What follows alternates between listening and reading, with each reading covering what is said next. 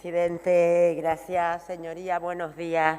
Comienzo mi intervención agradeciendo a los grupos parlamentarios la predisposición para que este informe se apruebe por unanimidad de la Cámara, porque con esta actitud es con lo que este Parlamento demuestra una vez más la unidad de Canarias en la defensa de nuestros derechos. Pero dicho esto, entiendo que está muy claro lo que hoy debatimos en esta Cámara. Debatimos el informe solicitado por la Presidencia del Congreso de los Diputados en virtud de lo preceptuado en la disposición adicional tercera de la Constitución y del artículo 167 del Estatuto de Autonomía. Es esto, insisto, esto y no otra cosa lo que debatimos en este Pleno. Y la realidad es que solo se ha producido una modificación normativa en el transcurso de la tramitación del proyecto de ley. Y me explico. En el proyecto de ley existen dos reseñas al REF. La primera, referida a las reglas de localización de determinadas prestaciones de servicios para evitar supuestos de doble imposición y coordinar la regulación del IGIC con lo ya establecido en la ley del IVA. Y a este respecto, desde nuestro grupo parlamentario, desde mi grupo parlamentario, desde Nueva Canarias, entendemos solo cabe informarlo favorablemente.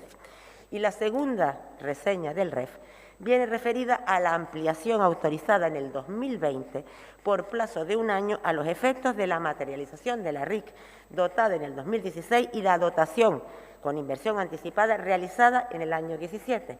Y esto, pues, al amparo de la grave crisis económica producto de la crisis sanitaria del coronavirus.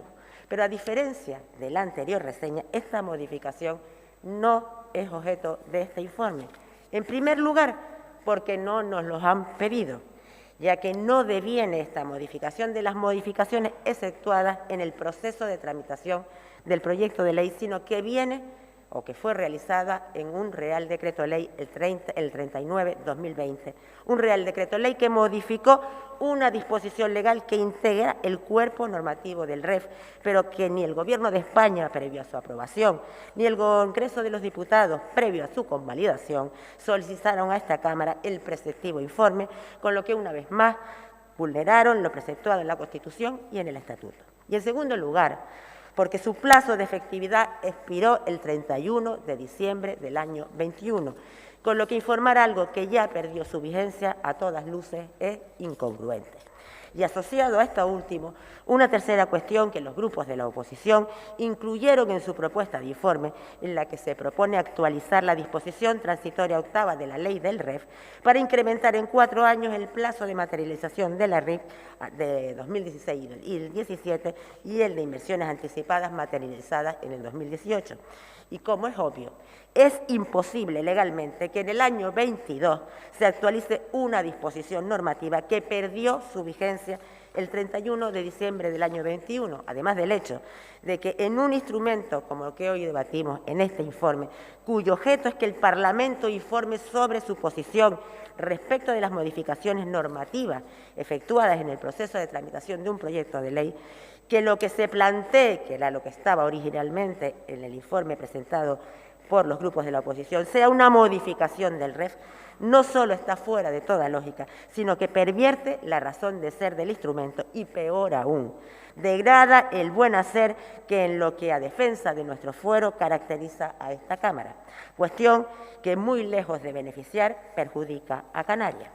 Y además, señora Dávila, también le digo que me parece poco elegante apropiarse de los méritos ajenos, porque es perfecta conocedora de las intensas negociaciones que el Gobierno de Canarias ha mantenido con el Estado para ampliar los plazos de materialización de la RIC, porque sabe del interés que en ello tuvieron y tienen los empresarios de las islas, porque sabe que Nueva Canarias, que Pedro Quevedo presentó enmiendas en este sentido al proyecto de ley de presupuestos generales del Estado, enmiendas que fueron vetadas.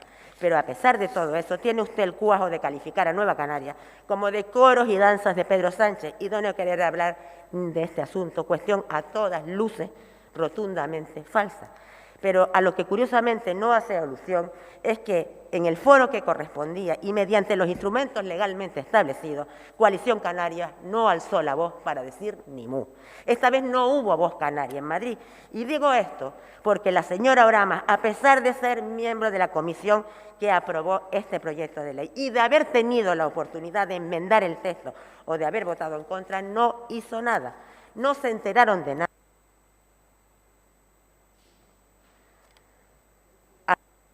Ahora pretenden hacerse los enterados. Y entiendo que Coalición Canaria sería bastante más útil si pensara menos en términos de rédito electoral y más en nuestras islas y en los canarios y las canarias que aquí habitamos. Y si no, hagan un balance de sus avances en Madrid en los últimos 3 años. Yo diría que básicamente ninguno, porque no han sabido ganarse la interlocución y porque al centrarse exclusivamente en acaparar titulares de prensa, terminarán pues por no convencer a nadie. Muchas gracias.